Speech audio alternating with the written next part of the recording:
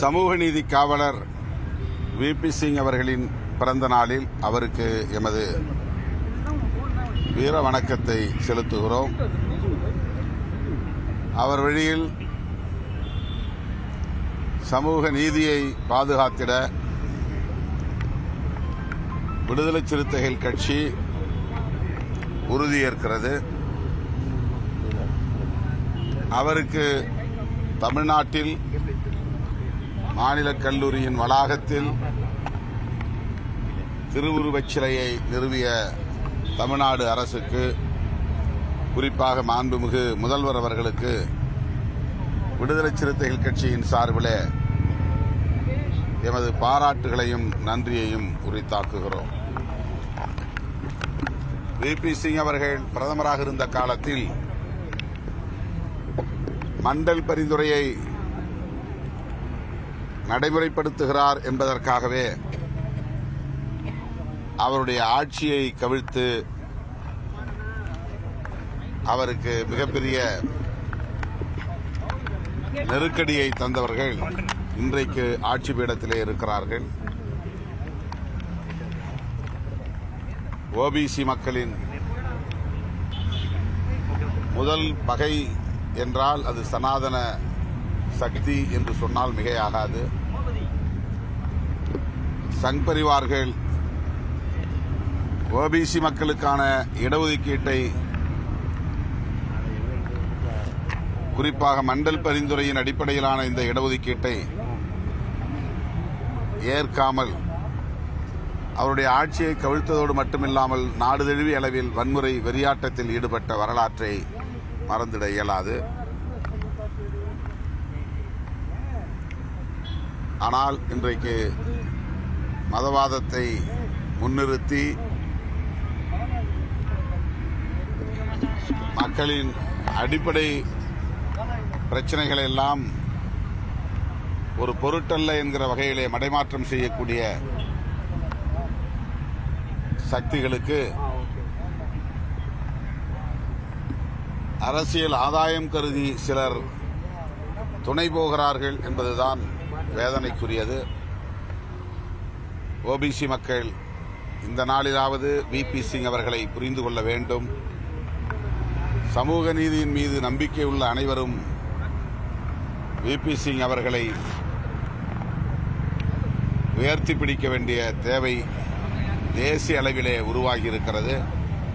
அந்த வகையிலே விடுதலை சிறுத்தைகள் கட்சி இடஒதுக்கீட்டுக்காக, சமூக நீதிக்காக தனது ஆட்சியையே பறிகொடுத்த ஒரு மகத்தான மாமனிதர் விபி சிங் அவர்களுக்கு நன்றி பெருக்கோடு இன்றைக்கு வீர வணக்கம் செலுத்துகிறோம். சமீபத்தில் வெளிவந்த ஆர்டிஐ ரிப்போர்ட்டில் சமஸ்கிருத மொழிக்கு அதிக நிதி வழங்குறதா ஆர்டிஐ ரிப்போர்ட் வந்து தமிழ் மொழிக்கு 17 மடங்கு அதிகமாக சமஸ்கிருத மொழிக்கு யூனியன் கவர்மெண்ட்.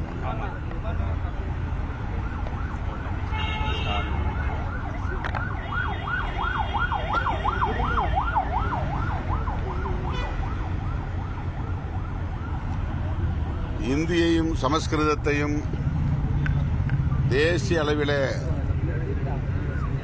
வளர்த்திட வேண்டும் என்கிற நோக்கில் பாஜக ஆட்சி பொறுப்பேற்ற நாளிலிருந்து திட்டமிட்டு செயல்பட்டு வருகிறார்கள். கூடுதல் நிதியை ஒதுக்கி சமஸ்கிருதத்தை மேம்படுத்துவதில் அக்கறை காட்டி வருகிறார்கள். தமிழ் உள்ளிட்ட பிற மொழிகளை அவர்கள் ஒரு பொருட்டாக மதிப்பதில்லை.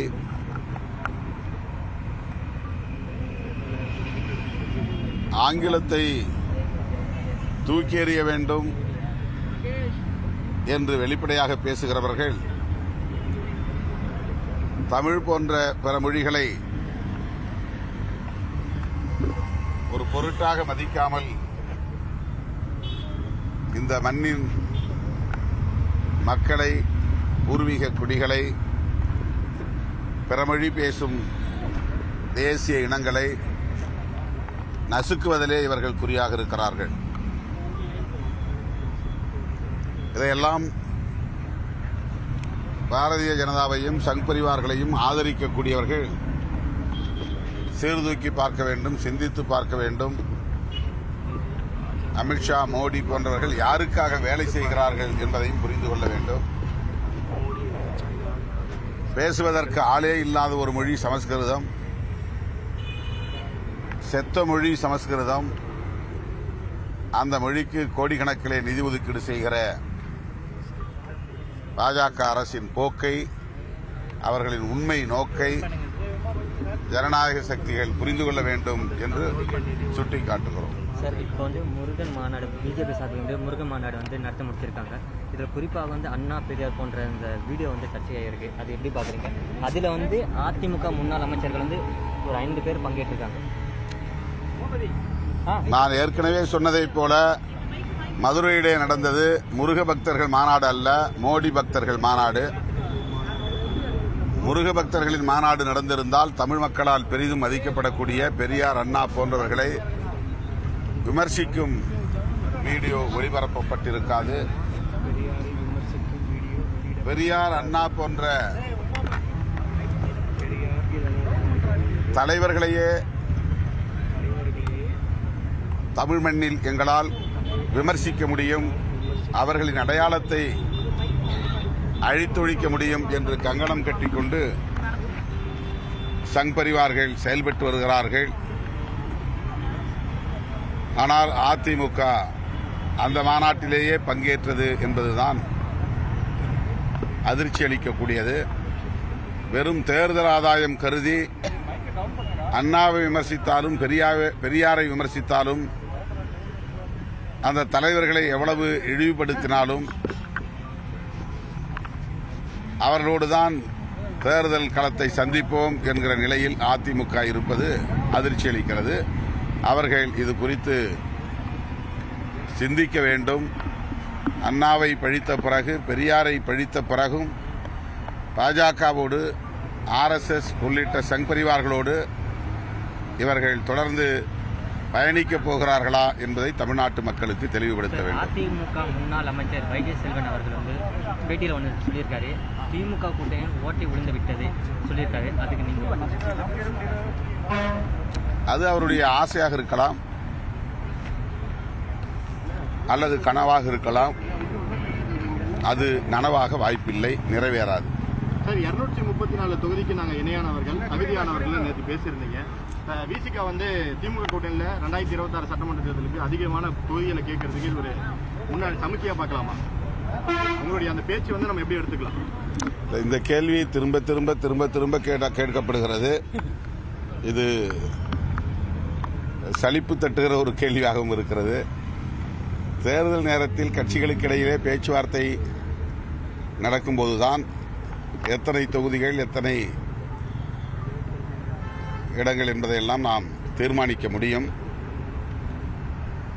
இயக்க தோழர்களை அரசியல் ரீதியாக ஊக்கப்படுத்தும் வகையில் மேடைகளில் பேசுவதையும், தேர்தல் நேரங்களில் கூட்டணி தொடர்பாக பேச்சுவார்த்தை நடத்தப் போவதையும் முடிச்சு போட்டு பார்க்க வேண்டிய தேவையில்லை.